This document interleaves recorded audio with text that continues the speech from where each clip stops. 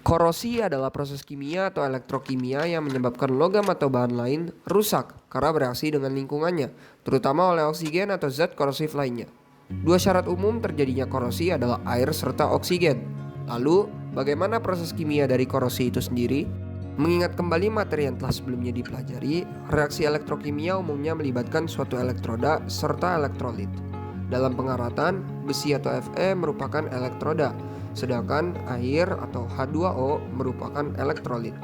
Terdapat juga agen tambahan berupa oksigen atau O2 yang berperan sebagai oksidator serta penerima elektron. Selain itu, jika proses elektrokimia umumnya melibatkan dua batang elektroda, dalam pengaratan, titik anoda dan katoda terdapat pada satu batang elektroda yang sama, berupa besi. Lalu, bagaimana reaksi yang terjadi pada titik anoda serta titik katoda yang berujung pada terbentuknya karat kecoklatan yang umumnya kita kenali? Pertama, dalam menentukan reaksi yang terjadi pada titik anoda, kita harus pertama menentukan jenis elektroda yang digunakan. Dalam konteks ini, elektroda yang digunakan adalah Fe atau besi, yang merupakan elektroda aktif atau non-inner. Dengan begitu, reaksi oksidasi yang terjadi pada titik anoda mengikuti bentuk umum seperti tertera. Dengan menggantikan L sebagai Fe, demikian reaksi yang kita peroleh pada titik anoda. Lalu, bagaimana reaksi yang terjadi pada titik katoda? Jika pada titik anoda tadi kita melihat jenis elektroda yang digunakan, pada titik katoda umumnya kita melihat ion positif dari elektrolit yang digunakan. Dalam konteks kita ini, mengingat H2O merupakan elektrolit yang kita gunakan, ion H+ menandakan reaksi sisa asam. Lalu, seperti yang kita ingat juga, bentuk umum reaksi sisa asam adalah seperti tertera. Apakah benar reaksi ini yang terjadi pada titik katoda? Dalam korosi, reaksi yang terjadi adalah yang paling mudah terjadi secara alami. Semakin tinggi NO atau potensial reduksi suatu reaksi, semakin mudah reaksi itu terjadi. Patut diingat bahwa NO atau potensial reduksi dari reaksi sisa asam adalah sebesar 0 volt. Dengan adanya oksigen, reaksi sisa asam bukanlah satu-satunya reaksi yang dapat terjadi pada titik katoda. Dapat terjadi reaksi lain. Reaksi yang dimaksudkan adalah reaksi reduksi oksigen. Reaksi reduksi oksigen dimungkinkan dengan adanya oksigen dalam lingkungan terjadinya pengaratan. Dengan adanya dua kemungkinan reaksi yang dapat terjadi, manakah reaksi yang terjadi? NO reaksi reduksi oksigen adalah sebesar 0,4 volt, yang jelas lebih tinggi ketimbang NO 0 volt yang dimiliki oleh reaksi sisa asam, sehingga dapat disimpulkan bahwa NO reaksi reduksi oksigen lebih tinggi. NO yang lebih tinggi lebih mudah, sehingga reaksi reduksi oksigen lebih mudah terjadi. Reaksi yang terjadi pada titik katoda adalah reaksi yang lebih mudah terjadi secara alami, sehingga reaksi yang terjadi pada titik katoda adalah reaksi reduksi oksigen. Jadi, meskipun secara elektrokimia benar bahwa pada titik katoda seharusnya terjadi reaksi sisa asam, mengingat bahwa pengaratan memilih reaksi yang paling mudah secara alami, reaksi yang terjadi adalah reaksi reduksi oksigen. Dengan mengetahui reaksi yang terjadi pada titik anoda serta titik katoda, kita dapat mengetahui produk yang dihasilkan pada kedua titik. Produk-produk yang dimaksud adalah ion Fe2+ yang dihasilkan pada titik anoda, serta ion 4OH- yang dihasilkan pada titik katoda. Kedua produk ini menjadi bahan dasar pengaratan. Meskipun demikian, karat tidak langsung terbentuk melalui satu kali reaksi, melainkan melalui proses demi proses serta tahapan demi tahapan karat sebelum mencapai bentuk akhir karat kecoklatan yang umumnya kita kenali. Reaksi pertama dari rangkaian proses demi proses tersebut adalah reaksi pembentukan karat mula-mula, di mana ion Fe2+ bereaksi dengan ion 2OH-, menghasilkan FeOH2 yang dikenal sebagai karat mula-mula. Karat mula-mula sendiri tidak sepekat serta secoklat karat kecoklatan yang umumnya kita kenali. Reaksi kedua dari rangkaian proses demi proses ini adalah reaksi oksidasi karat mula-mula, di mana 4 FeOH2 bereaksi dengan O2 serta 2 H2O, membentuk 4 FeOH3. 4 FeOH3 sendiri dikenal sebagai karat mula-mula yang telah teroksidasi. Seiring proses, karat semakin pekat, sehingga karat mula-mula yang telah teroksidasi tentunya lebih pekat dibandingkan karat mula-mula yang belum teroksidasi.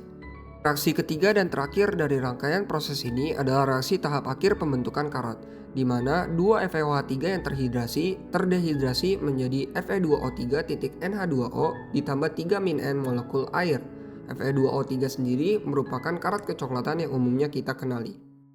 Bersama-sama, ketiga reaksi ini membentuk rangkaian proses pengaratan, dimulai dengan reaksi pembentukan karat mula-mula, diikuti dengan oksidasi karat mula-mula, serta diakhiri dengan dehidrasi karat mula-mula yang telah teroksidasi.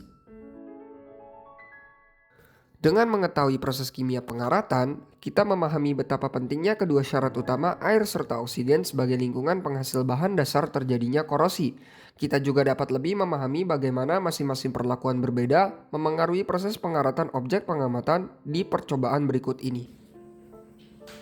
Halo Bu Feli dan teman-teman penonton lainnya. Saya harap Bu Feli dan teman-teman penonton lainnya sedang berada dalam kondisi yang baik dan sehat. Saya Andrew Nicholas Karsumo dan hari ini saya akan memperlihatkan video pengamatan korosi saya. Sebelum kita mengamati peristiwa korosi, tentunya kita perlu mempersiapkan alat dan bahan yang akan kita amati ke depan.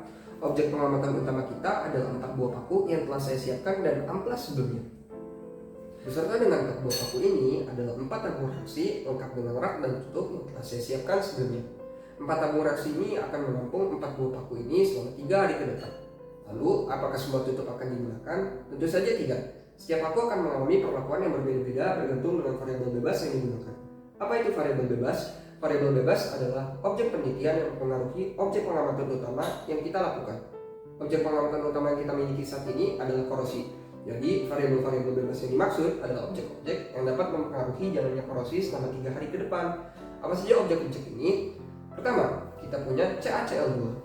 CaCl2 umumnya dikenal dengan nama kimia kalsium klorida. Kalsium klorida umumnya dipasarkan dalam bentuk silika gel serta pengawet sepatu. Yang saya gunakan hari ini dalam bentuk silika gel. Kemudian kita punya minyak goreng. Minyak goreng tentunya mempunyai sifat tersendiri yang akan mempengaruhi proses korosi selama 3 hari ke depan.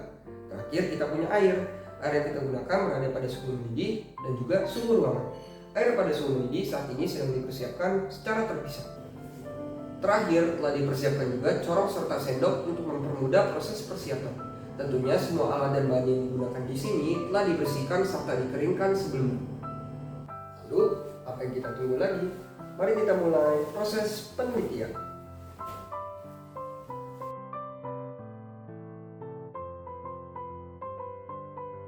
Pertama, kita persiapkan tabung reaksi yang menggunakan 5 ml air. Jika satu garis pada gelas ukur ini setara dengan 10 ml, maka 5 ml air setara dengan setengah garis pada gelas ukur ini. Sebelumnya sudah saya tekar dan seperti ini pengukurannya. Mari kita tambahkan 5 ml air ini ke dalam tabung reaksi pertama.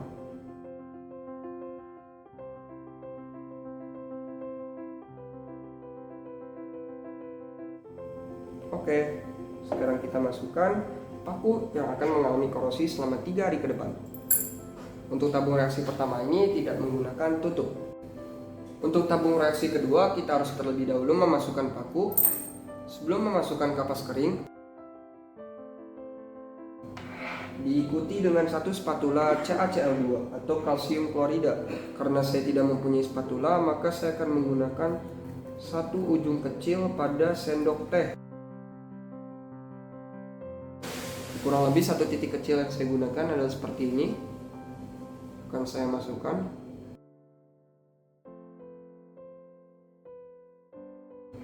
Jadi ini untuk tabung reaksi kedua. Tidak lupa juga tabung kedua ini harus ditutup.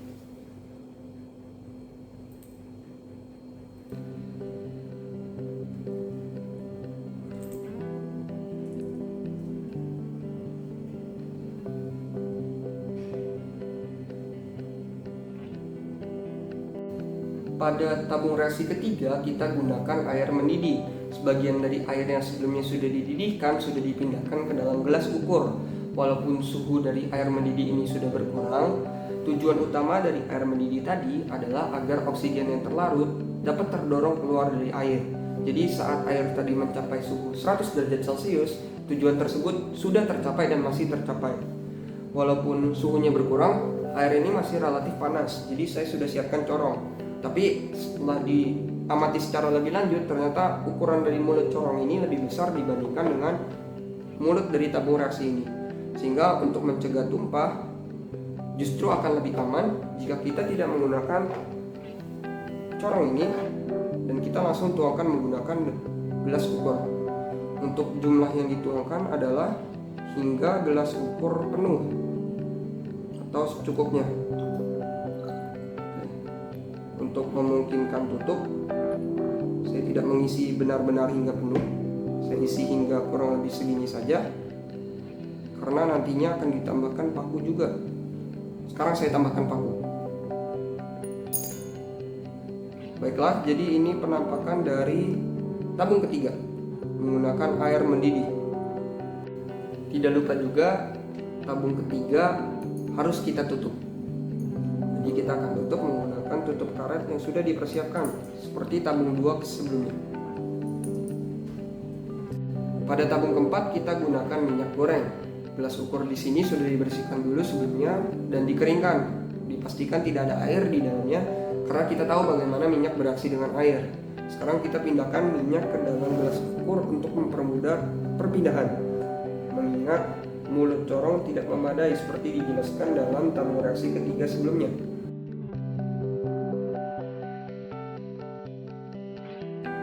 Lihat 5 ml sebelumnya sudah hampir menenggelamkan paku pada tabung pertama. Takaran 20 ml seharusnya cukup atau mungkin lebih dari cukup untuk tabung keempat. Langsung saja kita lihat.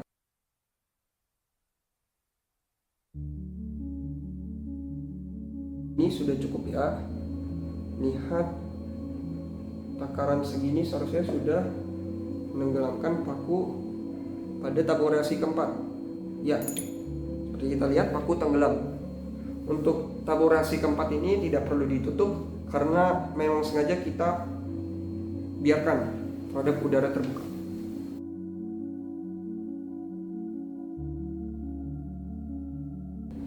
Sekitar 1 hari telah berlangsung sejak proses persiapan keempat tabung reaksi pada hari Senin kemarin.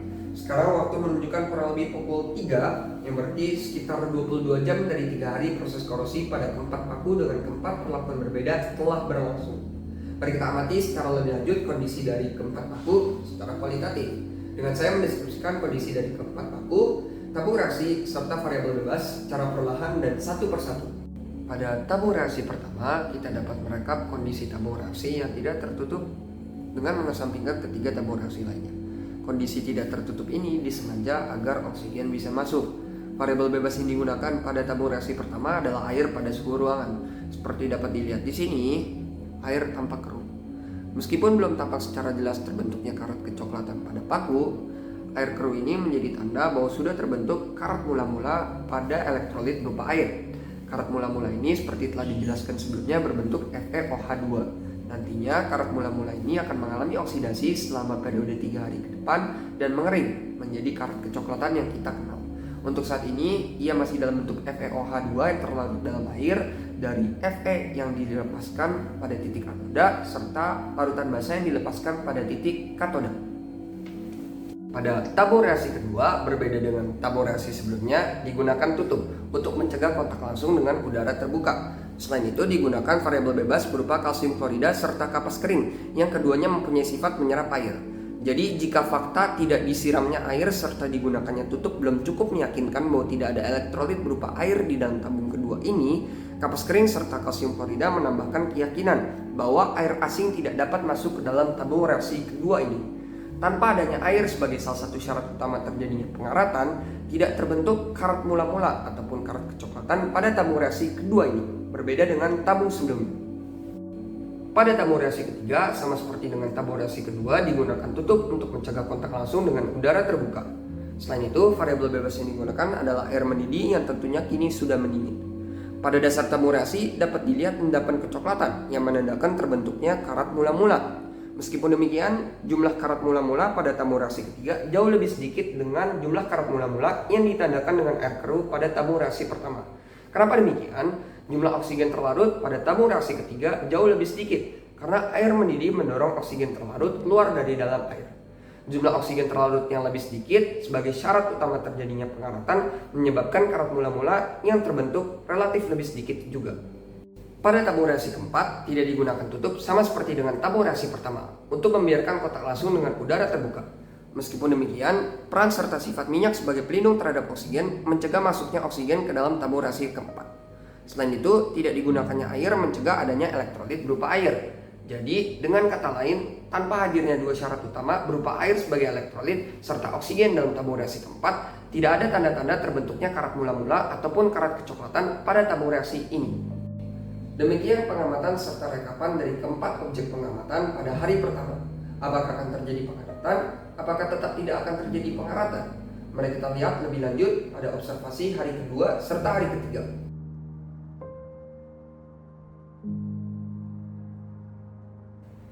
Sekitar 2 hari telah berlalu sejak keempat tabung reaksi dipersiapkan. Kini waktu menunjukkan kurang lebih pukul 2, yang berarti sekitar 23 jam telah berlalu sejak pengamatan pada pukul 3 hari kemarin. Jika berbicara secara objektif, secara sekilas tidak terlalu banyak perbedaan yang terlihat pada tabung 1 hingga 4. Namun untuk penampakan serta perbedaannya secara mendetail akan disajikan kembali satu persatu seperti pada pengamatan hari kemarin. Tabung reaksi pertama masih dibiarkan kontak langsung dengan udara terbuka dengan tidak digunakannya tutup seperti pada hari kemarin. Selain itu, seperti telah dijelaskan sebelumnya, hadirnya oksigen serta air sebagai dua syarat utama terjadinya korosi menandakan bahwa seharusnya terjadi pengaratan selama setidaknya 3 hari pengamatan ini. Dan demikianlah yang ditunjukkan tabung reaksi pertama ini pada pengamatan hari kedua ini. Air yang kemarin tampak keruh kini tampak lebih jelas, meski tidak sepenuhnya bening. Selain itu, endapan kecoklatan yang kemarin terbentuk pada dasar tabung reaksi kini semakin pekat. Dua hal ini menandakan peristiwa oksidasi. Air kemarin bisa keruh karena FeOH2, dikenal juga dengan karat mula-mula, terbentuk sebagai hasil reaksi antara Fe dari titik anoda dan OH dari titik katoda. Larutan FeOH2 di dalam air menyebabkan kekeruhan. Kini FeOH2 tersebut perlahan berkurang atau berubah wujud menjadi FeOH3 akibat peristiwa oksidasi. Berkurangnya FeOH2 menyebabkan kekeruhan juga turut berkurang. Meskipun demikian, air masih sedikit keruh, menandakan bahwa proses oksidasi masih belum sepenuhnya selesai. Di sisi lain, karena terbentuknya FeOH3 pada dasar tabung reaksi yang kemudian mengendap, endapan kecoklatan yang kemarin terbentuk kini tampak lebih pekat. Sama seperti tabung reaksi pertama, tidak ada perubahan kondisi pada tabung reaksi kedua sejak pengamatan hari kemarin ataupun persiapan pada hari sebelumnya. Tidak berubahnya variabel bebas ataupun kondisi yang dialami tabung reaksi ini menyebabkan kondisi yang kurang lebih sama. Tabung reaksi masih tertutup dan variabel bebas berupa kalsium klorida serta kapas kering masih hadir di dalam tabung reaksi ini. Akibatnya, kondisi sebelumnya, yaitu tidak adanya air di dalam tabung ini masih sama. Tanpa hadirnya air sebagai salah satu syarat utama terjadinya korosi, tidak terjadi pengaratan hingga hari ini pada tabung reaksi kedua ini. Sehingga tidak ada tanda-tanda terbentuknya karat mula-mula ataupun karat kecoklatan di dalam tabung reaksi atau sekitar paku ini. Tabung reaksi ketiga masih tertutup. Selain itu, variabel bebas berupa air mendidih yang kini sudah mendingin masih hadir di dalam tabung reaksi. Sepertinya tidak hanya tabung reaksi yang tidak mengalami perubahan, tetapi juga proses yang dialami oleh paku. Endapan kecoklatan yang kemarin sedikit terbentuk pada dasar tabung reaksi tidak bertambah pekat dan tidak bertambah jumlahnya, sehingga dapat diperkirakan bahwa proses pengaratan pada tabung reaksi ketiga sudah sepenuhnya berhenti. Hal ini bukan tidak wajar, mengingat pengaratan seharusnya tidak sama sekali terjadi pada tabung reaksi ketiga. Kenapa demikian? Seharusnya pada tabung reaksi ketiga tidak hadir oksigen terlarut sebagai salah satu syarat utama terjadinya korosi. Oksigen terlarut seharusnya sudah sepenuhnya terdorong keluar dari dalam air mendidih pada saat ia mencapai titik didih. Tetapi mungkin pada hari kemarin air tidak dapat mendorong oksigen terlarut secara sepenuhnya. Tetapi kini oksigen terlarut sudah sepenuhnya terpakai dan pengaratan pun berhenti. Sama seperti tabung reaksi kedua dan ketiga, tabung reaksi keempat tampaknya tidak mengalami perubahan proses. Tabung reaksi keempat tidak diberikan tutup untuk membiarkan kontak langsung dengan udara terbuka. Tetapi kontak langsung masih belum memungkinkan mengingat sifat minyak sebagai pelindung terhadap oksigen. Selain itu, tidak digunakannya air pada tabung reaksi keempat berarti tidak hadirnya bukan hanya satu tetapi dua syarat utama terjadinya korosi pada tabung reaksi keempat berupa air serta oksigen. Tanpa air serta oksigen, pengaratan tidak dapat terjadi dalam tabung reaksi ini, sehingga tidak ada tanda-tanda terbentuknya karat mula-mula atau karat kecoklatan di dalam tabung reaksi. Demikian sajian pengamatan tabung reaksi pertama hingga keempat pada pengamatan hari kedua ini. Dapat diasumsikan bahwa tabung reaksi pertama kini sedang tengah menjalani proses oksidasi. Di sisi lain, tabung reaksi kedua hingga tabung reaksi keempat belum mengalami pengaratan, mengingat tidak hadirnya syarat utama terjadinya pengaratan baik itu oksigen ataupun air ataupun keduanya dalam ketiga tabung reaksi ini. Apakah kondisi ini akan terus serupa atau dapatkah pengaratan terjadi selama hari ke depan? Mari kita lihat secara lebih lanjut pada pengamatan hari terakhir atau pada hari esok di hari ketiga.